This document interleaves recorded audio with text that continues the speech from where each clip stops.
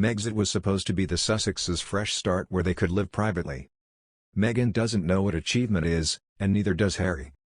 What achievement did the Queen of Montecito hope to get when she and her red-headed husband, Prince Harry, the King of Montecito, pushed for Megxit? Meghan loves getting involved in tragedies that she thinks will benefit her. The topic I wanted to address was the situation with the Oprah interview. Meghan and Harry telling their truth about their experiences as working royals was supposed to topple the monarchy. The discussion itself was riddled with lies and mistruths. Recently, the Duchess of Sussex's long-awaited Archetypes podcast has dropped on Spotify on Tuesday, and the first episode saw her discuss being labeled ambitious with guest Serena Williams. The royal family have been warned they should brace themselves for further attacks with the release of more episodes of Meghan Markle's Spotify podcast imminent. This was the opening salvo in Meghan's 12-week war. It has the potential to be even more damaging than the Oprah interview because it is Meghan, in her own words, on her own show, doing exactly what she wants, and the fact is she took the first opportunity to plunge the knife in. Commentator Dr. Todd Grant said the topic was chosen by former actress Meghan deliberately in order for her to even the score. Dr. Grant said, "The theme of this podcast was Meghan getting revenge against the royal family and anyone who criticized her. The ambition topic was not chosen at random, rather it was selected by Meghan deliberately in order for her to even the score. All the various criticisms that have been thrown Meghan's way have activated her vindictiveness. I find it curious that she started her podcast with an episode about being ambitious because one could argue that being called ambitious is a compliment. Meghan set up this episode so that if someone believed she was ambitious she looks good because ambition is a positive trait. If somebody believes she was falsely called ambitious she still looks good because she was the victim of unfair criticism." The YouTuber added, "She is trying to reframe the argument so she can't lose."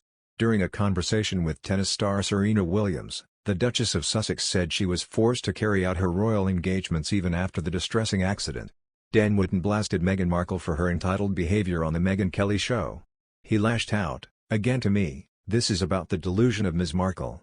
The idea that she should have a God-given right not to go to work after something terrible nearly happens, well that's not a right that you have if you work at a supermarket checkout, if you're a receptionist, or at a doctor's if you're a brain surgeon.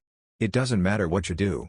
You have a responsibility to the wider society to get out there and work whenever you possibly can." But this idea that Meghan thinks she shouldn't have had to do that and let lots of people down in South Africa who, by the way, the people whom she was seeing on that tour were in the most appalling conditions, I mean the most terrible poverty, just show how Meghan is in this for. She's not in it for anyone else. She's in for herself. She only ever thinks about herself, and we know that given we've seen the way she treats her blood relatives, Mr. Wootton slashed. The episode began with Meghan saying, "You wanna come say hi? Look who just popped in." Meghan and Williams greeted Harry by saying hello in mocking British accents. Harry responded to Ms. Williams, saying, "How you doing? I like what you've done with your hair. It's a great vibe. I like what you..."